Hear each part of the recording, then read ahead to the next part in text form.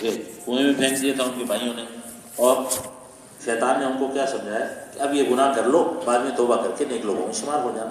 تو یہ شیطان کا پرانا حربہ ہے، نیا نہیں ہے۔ وہ توبہ کا جھانسا دلا کر آدمی سے گناہ کرواتا ہے۔ تو ایک قافلے والوں نے ان کو اپنا غلام بنایا، بکتے بکاتے عزیز مصر کے غلام بن گئے۔ تو تہمت لگی تو جیل میں چلے گئے۔ تو جیل میں یوسف علیہ السلام کیا کرتے رہے؟ قرآن کا اپنا ایک انداز بیان ہے، وہ بہت بڑی چیز کو، بہت بڑے واقعے کو چند جملوں میں بیان کرتا ہے۔ تو ان کی جیل کی زندگی کو قرآن یوں بیان کر رہا ہے کہ دو آدمی ان سے خواب کی تعبیر پوچھنے کے لیے آئے۔ تو پہلے ان کو دعوت دی اور پھر ان کے خواب کی تعبیر بتلائی۔ تو اس سے کیا پتہ چلا کہ یوسف علیہ السلام نے جیل کے اندر اتنا موقع بھی ہاتھ سے جانے نہیں دیا دعوت کا۔ تو اس دعوت والے عمل کی برکت سے جس ملک کے اندر غلام بن کے آئے تھے، قیدی بن کے لمبا عرصہ گزارا، اس ملک کی سلطنت تک اللہ نے ان کے حوالے کر دی۔ اور پھر صرف زمین کی سلطنت نہیں دی، دلوں کی سلطنت بھی دی کہ پھر انہوں نے اپنے سارے خاندان کو یہاں لا کے آباد کر دیا۔ بہت مختصر کر رہا ہوں۔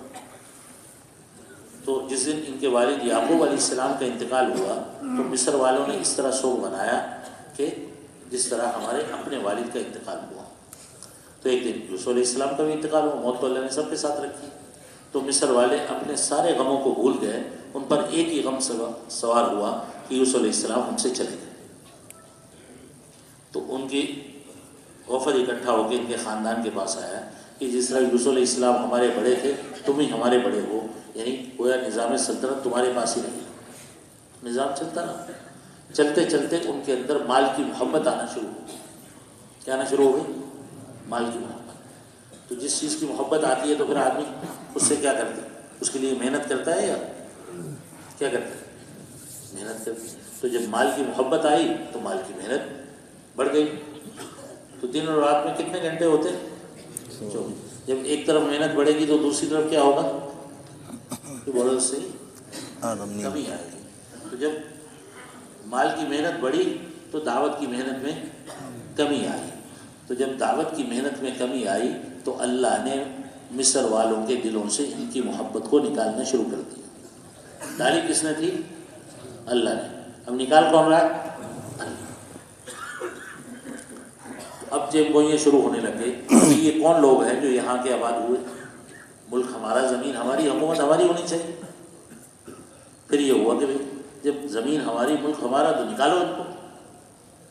تو یہ نکالنے کی جنگ گوئیاں شروع ہو گئی۔ یہ جو قبطی تھے فرعونی، انہوں نے کہا کہ ان کو نکالنے کا ہمیں کیا فائدہ ہوگا؟ ان کو نکالیں گے تو جا کے کنعان میں آباد ہو جائیں گے، جو ان کا علاقہ ہے وہاں چلے جائیں گے۔ پھر کیا کریں؟ ان کا بڑا ہمارے بادشاہ کا غلام بن کے آیا تھا، لہٰذا ان کو واپس غلامی کی زنجیروں میں لے تاکہ ہمارے کو کام تو کریں۔ ان کو نکال دیں گے، جب حکومت ہم لیں گے تو ہمارے کام کون کرے گا؟ تو ان کی اس رائے پر ساری قوم کا اتفاق ہوا تو ان کو سب کو دوبارہ غلامی کی زنجیروں میں لپیٹا گیا۔ یہ کون لوگ تھے؟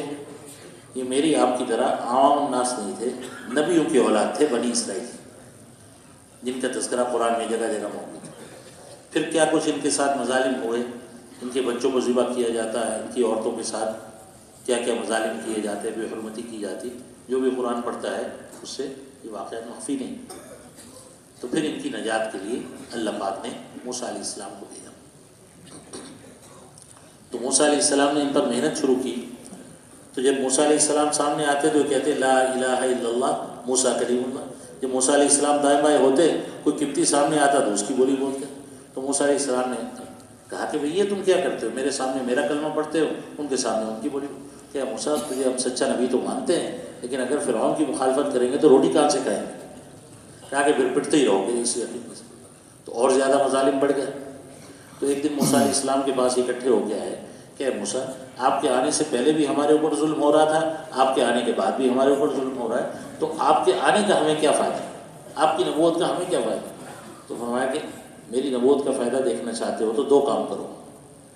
ایک تو اپنے یقین کو درست کرو، یہ جو دوغلا یقین ہے نا کہ بھئی اللہ سے بھی ہوتا ہے، فرعون سے بھی ہوتا ہے، اس کو ختم کرو۔ ایک اللہ سے سب کچھ ہونے چاہیے، اور نمازوں کا اہتمام کرو۔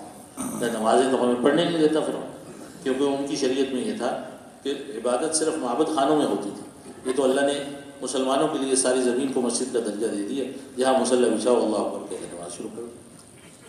پچھلی امتوں میں یہ چیز نہیں تھی۔ تو اس پر موسیٰ علیہ السلام نے ان کو اجازت دی کہ جو ہے تم اپنے گھروں میں نماز پڑھو۔ تو جب نمازوں کا اہتمام کیا، یقین کو صحیح کیا، تو اللہ کی مدد ان کے ساتھ آنے لگ گئی۔ تو ایک دن اللہ پاک نے موسیٰ علیہ السلام کو حکم دیا کہ قوم کو لے کے نکل جاؤ۔ تو بنی اسرائیل کو لے کے نکلے، رات کا وقت تھا، آگے چلتے چلتے دریا آ گیا، اب وہاں رکے تو پیچھے فرعون تعاقب کرتا ہوا پہنچ گیا۔ تو ساری قوم نے کہا انا لمدرکون، کہ موسیٰ مروا دیا۔ آگے جاتے تو پانی میں ڈوب کے مرتے ہیں، یہاں رکتے تو فرعون آ کے قتل کرتے۔ تو موسیٰ علیہ السلام نے دونوں چیزوں کی نفی کر دی، فرمایا کلا، ہرگز نہیں، اللہ میرے ساتھ ہے، ان معی ربی سیہدین، اللہ راستہ دے گا۔ تو اللہ پاک نے کیا حکم دیا؟ فرمایا فضرب بعصاک البحر، لاٹھی جو ہے پانی پر مارو۔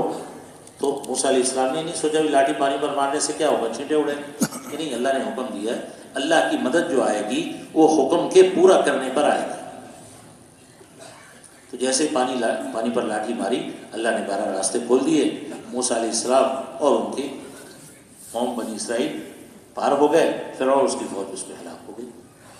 اسی طرح کا واقعہ حضور پاک صلی اللہ علیہ وسلم جب ہجرت پہ جا رہے تھے تو غار میں چھپے ہوئے تھے ابو بکر صدیق رضی اللہ عنہ، حضور پاک صلی اللہ علیہ وسلم، تو دشمن جو ہے غار کے دہانے تک پہنچ گیا۔ حضور ابو بکر صدیق رضی اللہ عنہ فرمایا کہ رسول اللہ صلی اللہ علیہ وسلم اگر یہ اپنے پاؤں کی طرف دیکھ لیں تو ہمیں دیکھ لیں۔ فرمایا یا صاحبی لا تحزن ان اللہ معنا، اے میرے دوست گھبراؤ نہیں، اللہ ہمارے ساتھ ہے۔ تو ان کے ساتھ کتنے امتی تھے؟ ایک تھا، تو جمع کا صیغہ فرمایا ان اللہ معنا۔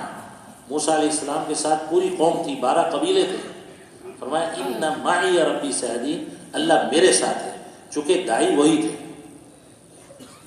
تو اس سے کیا پتہ چلا کہ اللہ کی معیت، اللہ کی مدد اصحاب دعوت کے ساتھ ہوتی ہے۔ اور احکام میں سب سے پہلا حکم جو ہے وہ دعوت کا ہے۔ عبادات میں پہلا حکم نماز ہے، سارے احکام میں پہلا حکم دعوت ہے۔ اقرا سے اللہ نے نبوت عطا فرمائی، اور یا ایھا المدثر سے دعوت کا کام دیا، یا ایھا المدثر قم فانذر وربک فکبر۔ جو اس دعوت والے حکم کو زندہ کرے گا اس کی اللہ پاک کتنی نسلوں کو نوازے گا۔ سورہ کہف کے اندر واقعہ آتا ہے کہ حضرت موسیٰ علیہ السلام اور حضرت جا رہے تھے، ایک گری ہوئی دیوار کو تعمیر کیا۔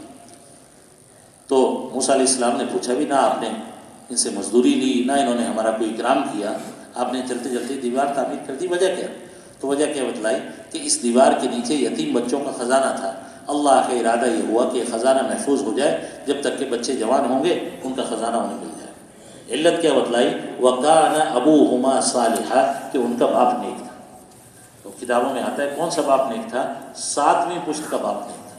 ان کے صالح ہونے کی وجہ سے 7ویں پشت تک والوں کے ساتھ اللہ کا غیبی نظام چل رہا۔ تو یہ محنت تو صالح بنانے والا بنانے کی محنت ہے، جو اس محنت میں اپنے آپ کو کھپائے گا اس کی کتنی نسلوں کو اللہ نوازے گا۔ آج تو میرے دوستو ہم اپنے مستقبل کو دیکھتے ہیں، اپنی اولادوں کے مستقبل کو سوچتے ہیں، اگر اس محنت کو اپنی زندگی کا مقصد بنا کر کریں گے تو اللہ پاک